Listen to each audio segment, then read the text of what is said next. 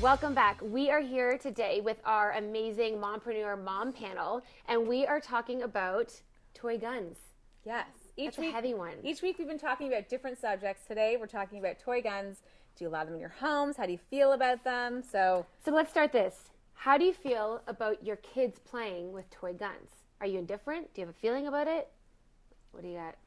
Don't want them in my house. You don't want them in your house. Why? Because of what guns imply. Because it implies killing somebody, and that is not okay. That we don't do that, right?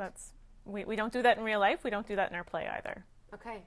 But how do you feel? Because I mean, if you see a video game, when you watch films, even kids' cartoons, like it's around them, it's around us. So obviously they're going to know what it is, and there needs to be some kind of dialogue around the safety of it. And some people feel like, well, if you let them play with it, it's not a big deal as long as they know that, it's not used to be harmful. There's two sides of the debate. Right. They say that either you have no exposure, which is what I think a lot of moms are enforcing right now, or have some exposure, because there's this feeling that if you're not allowing them to it, there's actually more of a want or desire for the gun because it's limited.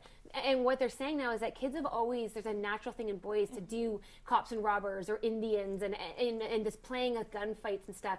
But the problem is exactly what Vanessa said, that now that there's more media exposure to the non-imaginative side of it, that's where it's getting dangerous, right?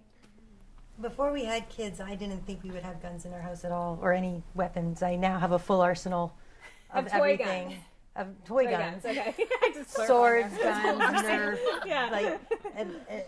And often when a lot of the little boys get together, they get put away because it just gets them too hyper and they get too crazy. Right. But I just lost the battle. Like after a while, you just start, I start creeping in your house. Well, and Grandpa was like, sorry, Grandpa, but he was the one, like this is what little boys play with. Yeah. And then after a while, it's like, I'm not going to fight it, but we're going to have limits and parameters and rules. Mm-hmm. And I thought my rules were in place. And then yesterday on the way to the doctor's, my 6-year-old was telling me a story that happened at a play date on the weekend where one of the other little boys that were over took a Tic Tac and put it in the Nerf gun and then shot himself to eat the Tic Tac. And this was a cool thing. This was so wonderful. And I'm driving, going, oh my, we could have killed someone. I'm like, Ryder, you can't do that. People cannot put things other than Nerf bullets in the Nerf gun. And then I'm like, no more guns. Then that's not really reality in our world. I'll try to put it away, but they'll creep back out. And I understand your perspective, Chris, of not having it in the house. I have never bought my son a toy gun, but yet I know he's going to play with it at other people's houses, and I'm not going to freak out about it. But would you other ladies let your sons? My son's not there yet, but I've heard of a lot of boys that just, even though they're not allowed to have guns in the house, make something else a gun. Yes. They find something else that's going to be a gun. Well, they say that's an okay thing. They say that you should allow them to have their imagination, but you shouldn't be providing them with. And, well, I guess having a husband who comes from playing on a farm, and they had targets, they used guns to shoot targets, and you never point them at people, and there's gun safety. And I remember the first time I went there, my husband was like, put it down, face it down, because I just had it. I didn't know what I was doing. So I think that if you have rules around not pointing at people and guns are to shoot targets and not people, then... So he was educated, right? So it's about educated. educating the kids on how the proper use and the safety and... But it doesn't mean they're not going to see it, right? There's going to be cops on TV. And it doesn't mean that even if they're educated, they're not going to still try and shoot each other behind the couches. when you're not looking. Right. It's interesting because I sit here rather conflicted because my son is young like yours. He's 21 months, so he hasn't quite got into it yet.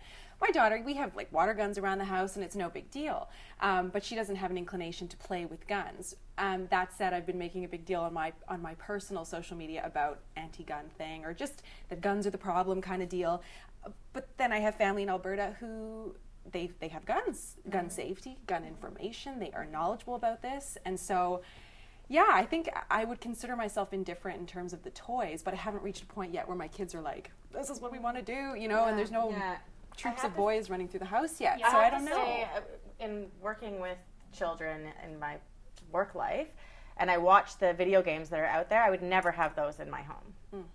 I agree with that. They are so violent, some of them. I would never want my kids to see. And so realistic. Yeah. I agree with that for Definitely sure. no. There's a difference between a water gun and a very violent video game. Yeah, and even a water gun and these replica toy guns. Yeah. Because I look at it in a few different ways. I would never be okay with my children having replica weapons because kids are getting killed. Yeah. Kids are putting these in their backpacks. They're going out in public. People are seeing children, not knowing if they're real or fake. And children are being killed by law enforcement because law enforcement doesn't know, is it a real gun? Is it a toy gun? So that's something we really need to consider, is how realistic some of these weapons look. But as far as completely banning gunplay, like you guys said, kids are going to make a gun out of a piece of Lego, and it's part of normal play, right? And the difference to keep in mind is it fantasy play? Or is it just about good guys and bad guys and having bravery and being courage and the battle of good versus evil? Because that's amazing, right? They're developing, they're learning. Or is it aggression? Yes. Is it, I'm going to hurt you? Yes. What are the intentions there? So it's looking at the play and saying, okay, is this fun? Is this fantasy? Or is this getting into tricky territory where they're being overly aggressive and trying to inflict harm? Because if the intent is harm, that's definitely something that you need to look into. Renee, you were going to say something about the guns before they were talking about it. No? But that's a really good point, though, about, like, because I remember growing up, we used to play cops and robbers on the playground, and it was like, no one was looking to hurt anybody. It was basically a game of tag that was called that, and it was fine, you know? But I think with the media now, we're all so connected, the world's so connected, and we see all these images of horrible things happening everywhere. And in the States, all the things that are going on with all the gun violence is terrifying, and that's such a good point about never allowing your child to go in public with a gun that looks like a real gun is so dangerous. And also talking about the proper use of it, right?